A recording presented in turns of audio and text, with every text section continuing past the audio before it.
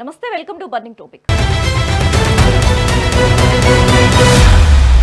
రాజకీయం అంటే కేవలం ఓట్లు సీట్లు మాత్రమే కాదు, అది ప్రజల గుండె చప్పుడుని పట్టుకోవటం. అందని ద్రాక్ష పుల్లన అన్న చందంగా ఇన్నాళ్ళు బెంగాల్ బీజేపీకి అందని కోటగా ఉండేది. కానీ ఇప్పుడు అక్కడ కాషాయ జెండా రెపరెపలాడుతోంది. సువేందు అధికారి ముఖ్యమంత్రిగా ప్రమాణ స్వీకారం చేస్తుంటే యావత్ భారత్ బెంగాల్ వైపు చూస్తోంది.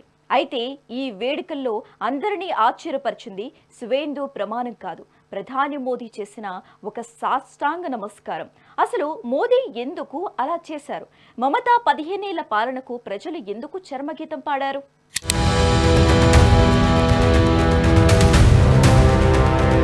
బెంగాల్ గడ్డపై ఇప్పుడు వీస్తున్న మార్పు గాలి సామాన్యమైంది కాదు. అది ఒక యుగ పరిసమాప్తికి సంకేతం. ప్రధాని నరేంద్ర మోదీ వ్యూహాలకు, బెంగాల్ సంస్కృతి పట్ల ఆయనకున్న గౌరవానికి నేడు యావత్ భారతం ఫిదా అవుతోంది. పదవి కోసం పాకులాడే నాయకులు ఉన్న ఈ రోజుల్లో ప్రజల పట్ల అపారమైన భక్తిని ప్రదర్శించడం మోదీకే సాధ్యమైంది. పొట్టకూటికైనా ఒక విద్య ఉండాలి, పుడమి ఏలడానికైనా ఒక విఘ్నత ఉండాలి అన్నట్టుగా ఆయన తనదైన శైలిలో ప్రజల మనసు గెలుచుకున్నారు. బెంగాల్ ముఖ్యమంత్రిగా సువేందు అధికారి బాధ్యతలు స్వీకరిస్తున్న వేళ అక్కడ జరిగిన సన్నివేశం రాజకీయ చరిత్రలో సువర్ణాక్షరాలతో లిఖించదగ్గది. అది ఒక వ్యక్తి చేసిన నమస్కారం కాదు, ఒక సంస్కృతికి మరో సంస్కృతి సమర్పించుకున్న నీరాజనం. బెంగాల్ గడ్డ మీద పుట్టిన మహానుభావుల స్ఫూర్తిని మోదీ తన చేతల్లో చూపిస్తూ సరికొత్త రాజకీయ ఒరవడికి శ్రీకారం చుట్టారు.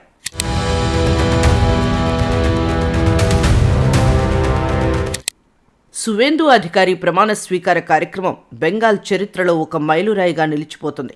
బీజేపీకి మతతత్వ పార్టీ అని ముద్ర వేయాలని చూసిన వారికి ఈ విజయం ఒక చెంపపెట్టు లాంటిది. మోదీ నమ్మిన సిద్ధాంతం, ఆయన పాటించే సంప్రదాయం బెంగాల్ ప్రజలకు మరింత దగ్గర చేశాయి. గెలిచిన అహంకారం తలకెక్కకుండా గెలిపించిన ప్రజల ముందు మోకరిల్లడం అంటే సామాన్య విషయం కాదు. అహంకారం అగాధానికి దారి తీస్తే వినయం శిఖరానికి చేరుస్తుంది అన్నది ఇక్కడ అక్షర సత్యం. 15 ఏళ్ల సుదీర్ఘ పాలనను తుడిచిపెట్టేసి ప్రజలు బీజేపీకి పట్టం కట్టారంటే అది వారు కోరుకున్న నిజమైన మార్పు. ఆ మార్పును గౌరవిస్తూ ప్రధాని చేసిన సాష్టాంగ నమస్కారం సోషల్ మీడియాలో ఇప్పుడు ఒక ప్రభంజనం సృష్టిస్తోంది. ఇది కేవలం ఒక ఫోటో కాదు, అది ఒక భావోద్వేగం, ఒక నమ్మకం.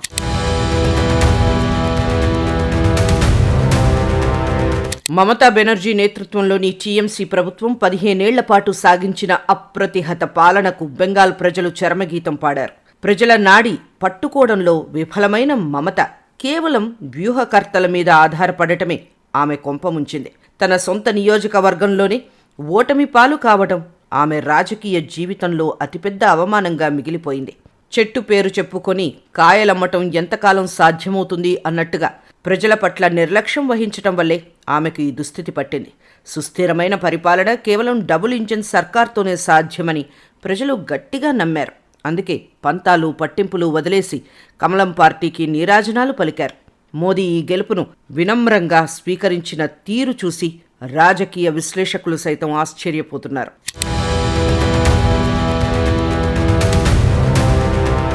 ప్రధాని మోదీ చేసిన సాష్టాంగ ప్రణామం వెనుక ఒక గొప్ప చారిత్రక నేపథ్యం దాగి ఉంది. అది యాదృచ్ఛికంగా చేసింది కాదు, బెంగాల్ గడ్డపుత్రుడు స్వామి వివేకానందుడి సిద్ధాంతాలకు నివాళి. వివేకానందుడు తనకు ఎవరైనా నమస్కరిస్తే తాను కూడా అదే విధంగా సాష్టాంగపడి గౌరవం ఇచ్చేవారు. ఎదుటి వ్యక్తిలోని దైవాన్ని చూడటమే భారతీయ సంస్కృతి అని ఆయన ప్రపంచానికి చాటారు. ఆ స్ఫూర్తిని పుణికిపుచ్చుకున్న మోదీ బెంగాల్ ప్రజలే తన దైవమని ఈ చర్య ద్వారా నిరూపించారు. వినయం అనేది చిన్నతనం నుంచే అలవాటు చేసుకోవలసిన గుణం. మోదీ తన ప్రవర్తనతో బెంగాలీల మనసుల్లో గూడు కట్టుకున్న పాత భావజాలాలను చెరిపివేశారు.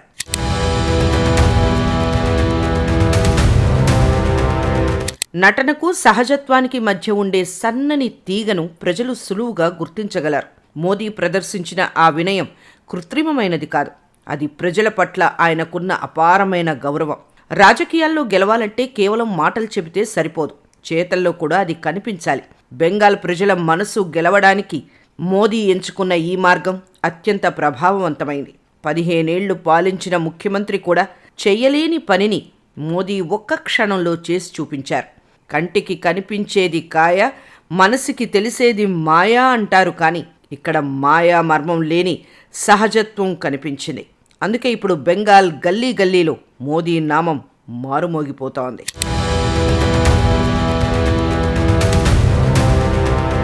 రాజకీయ ప్రత్యర్థులు ఎన్ని విమర్శలు చేసినా ప్రజల తీర్పు మాత్రం స్పష్టంగా ఉంది.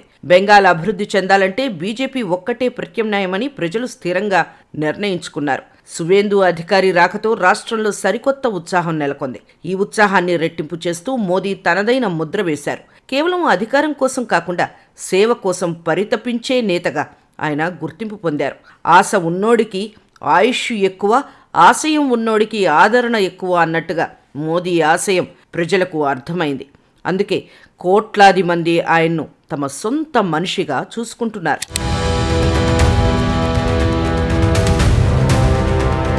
మమతా బెనర్జీ పతనానికి ప్రధాన కారణం ప్రజల నుంచి ఆమె దూరం కావడమే. తనను గెలిపించిన ప్రజల కంటే ఎన్నికల వ్యూహాలను నమ్ముకోవటం ఆమె చేసిన అతిపెద్ద తప్పు. చివరికి తన పరువును కూడా కాపాడుకోలేని స్థితికి ఆమె చేరుకుంది. వరుసగా 2 చోట్ల ఓడిపోవటం అనేది ఆమె అహంకారానికి ప్రజలు ఇచ్చిన తీర్పు. గోడకు కొట్టిన బంతి ఎలాగైతే తిరిగి వస్తుందో, మనం చేసిన పనులు కూడా మనకే వెనక్కి వస్తాయి అన్నది ఈ సందర్భంగా నిరూపితమైంది. ఇప్పుడు బెంగాల్ ప్రజలు కొత్త ఆశలతో ముందుకు సాగుతున్నారు. సువేందు అధికారి నాయకత్వంలో రాష్ట్రం ప్రగతి పథంలో పయనిస్తుందని అందరూ భావిస్తున్నారు. ప్రధాని మోదీ చేసిన ఆ ఒక్క సాష్టాంగ నమస్కారం కోట్లాది ఓట్ల కంటే విలువైనది. అది బెంగాల్ అస్తిత్వాన్ని, అక్కడి సంస్కృతిని గౌరవించటమే. రాజకీయ విశ్లేషకులు సైతం ఈ మ్యాజిక్ చూసి నోరెళ్లబెడుతున్నారు. వివేకానందుడి వారసత్వాన్ని మోదీ ఎలా కొనసాగిస్తున్నారో ఈ సంఘటన అద్దం పడుతోంది. పరస్పర గౌరవం అంటే ఏమిటో బెంగాల్ గడ్డపై ఆయన ఆచరించి చూపారు. ఫలితంగా బెంగాల్లో ఇకపై కమలం వికాసం నిరంతరం కొనసాగుతూనే ఉంటుంది. ఈ అద్భుత ఘట్టం భారత రాజకీయాల్లో ఎప్పటికీ ఒక చిరస్మరణీయమైన అధ్యాయంగా మిగిలిపోతుంది.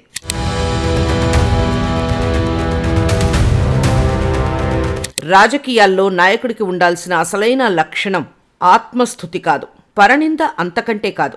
అది కేవలం ప్రజాభిమానం మాత్రమే. బెంగాల్ ఎన్నికల ఫలితాలు చూస్తుంటే ప్రజలు ఎంత కసిగా తీర్పు ఇచ్చారో అర్థమవుతోంది. మమతా బెనర్జీ తన పట్టును కోల్పోయి అధికారాన్ని వదులుకోవలసి రావటం వెనుక ఆమె చేసిన స్వయంకృతాపరాధాలు ఎన్నో ఉన్నాయి. అనువుగాని చోట అధికుల మనరాదు అన్న సామెతను మర్చిపోయి ఆమె ప్రజల పట్ల ప్రదర్శించిన వైఖరే నేడు ఆమెను ఓటమి అగాధంలోకి నెట్టేసింది. అదే సమయంలో మోదీ సాష్టాంగ నమస్కారంతో బెంగాలీల హృదయాలను హత్తుకున్నారు. ఇది కేవలం ఒక రాజకీయ ఎత్తుగడ మాత్రమే కాదు, బెంగాల్ మట్టికి ఆయన ఇస్తున్న అత్యున్నత గౌరవం. ఈ వినయం చూశాక సామాన్య ప్రజలు సైతం బీజేపీని తమ సొంత పార్టీగా గుండెలకు హత్తుకుంటున్నారు.